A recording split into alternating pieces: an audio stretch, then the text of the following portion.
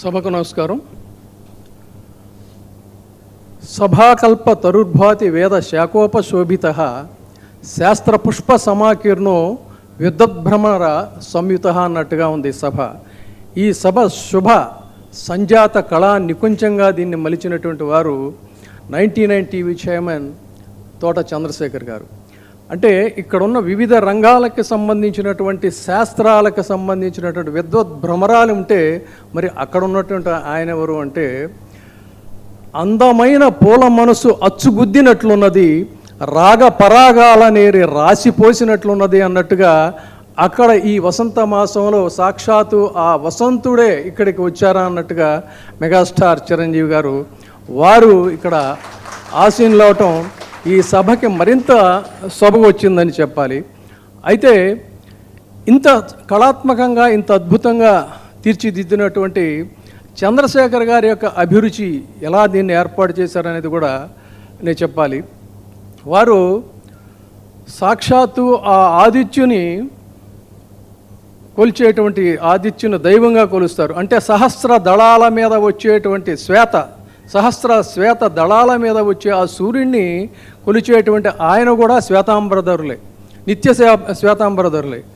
వారు దీన్ని ఎలా చేశారంటే, ఈ నింబభక్షణమైనటువంటి షడ్రుచుల మన ఉగాది పచ్చడిగా మాత్రమే కాకుండా వసంత మాసంలో ఈ చైత్ర వసంతంలో పున్నమి నాడు వచ్చేటువంటి ఆ పున్నమి వెన్నెలలోని ఆ వెన్నెలని తీసుకొని ఆయన పంచామృతాల్లో దాన్ని కలిపి దాన్ని తోడుపెట్టి దాన్ని పారిజాతపు చివురు కొమ్మతో మధించి తద్వారా వచ్చిన ఆ నవనీతాన్ని రుచి చూసి ఆ రుచికి సరితూగగలిగినటువంటి అభిరుచితో మెగాస్టార్గా చిరంజీవి గారి కార్యక్రమాన్ని ఏర్పాటు చేస్తారు.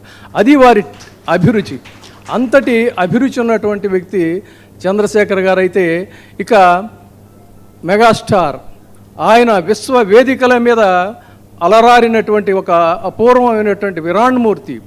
జాతీయ వేదికల మీద జన సమూహాల మధ్య జన సంద్రాల మధ్య ఉన్నటువంటి వ్యక్తి ఈరోజు ఇక్కడికి ఎలా వచ్చారు అంటే కేవలం ఆయన అభిమానానికి ఇదైనటువంటి వ్యక్తి. అందుకే ఆయన సాక్షాత్తు అంజనీపుత్రుడు.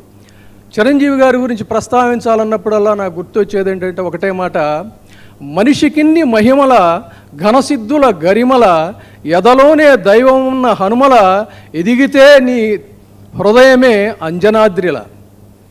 దానికి ఆ మాటకి అర్థం చిరంజీవి గారు అని చెప్పాలి. అంతటి మహోన్నత వ్యక్తి ఇక్కడికి ఎలా వచ్చారంటే ఆ అభిమానమే ఆయన్ని ఇక్కడికి తీసుకొచ్చింది. అది వారి యొక్క ఔన్నత్యం. చంద్రశేఖర్ గారికి వారికి ఉన్నటువంటి ఆత్మీయ అనుబంధం. అందుకనే ఆత్మీయ అనుబంధ సుగంధాలకి ఆయన బందీ ఎప్పుడు చిరంజీవి గారు. ఇది వారి యొక్క ఔన్నత్యం. అలాగే ఇంకొక మాట చెప్పాల్సినటువంటి ఇది ఏంటంటే, ఈరోజు పరాభావనం సంవత్సరం.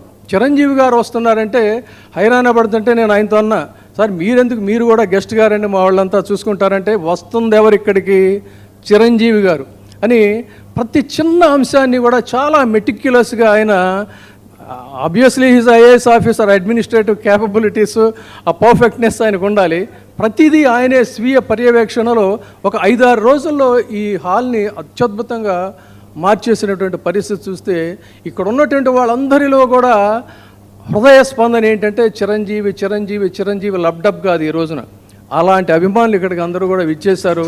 తర్వాత ఇందాకే మన చైర్మన్ గారు చెప్పారు, ఇక వివిధ రంగాల్లో నిష్ణాతులైనటువంటి వారు, అత్యంత ప్రతిభావంతులు, వాళ్ళందరినీ కూడా చూసి ఆచి తూచి చూచి కొలచి ఎంపిక చేసినటువంటి ప్రతిభామూర్తులు వారు ఈ రోజున చిరంజీవి గారి సువర్ణ హస్తాలతో వారు రజత పథకాలతో, అచ్చమైనటువంటి రజత పథకాలతో ఈ రోజున వారిని సత్కరిస్తున్నారు. ఇది చాలా సముచితంగా ఉంది, సమంజసంగా ఉంది, సందర్భోచితంగా ఉంది.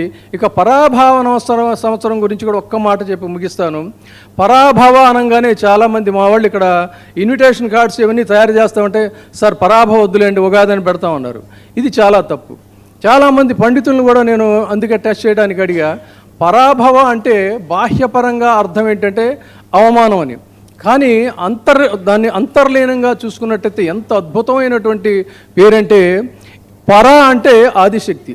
లలితా సహస్రనామాల్లో మనకి పరాశక్తి, పశ్యంతి, పర వైభవ ఇవన్నీ కూడా వస్తాయి. అటువంటి ఆ అమ్మవారి పేరు పర. భవ అంటే శివుడు, పరాభవ అంటే శివుడు అమ్మవారు కలిసినటువంటి ఒక సంయుక్తం.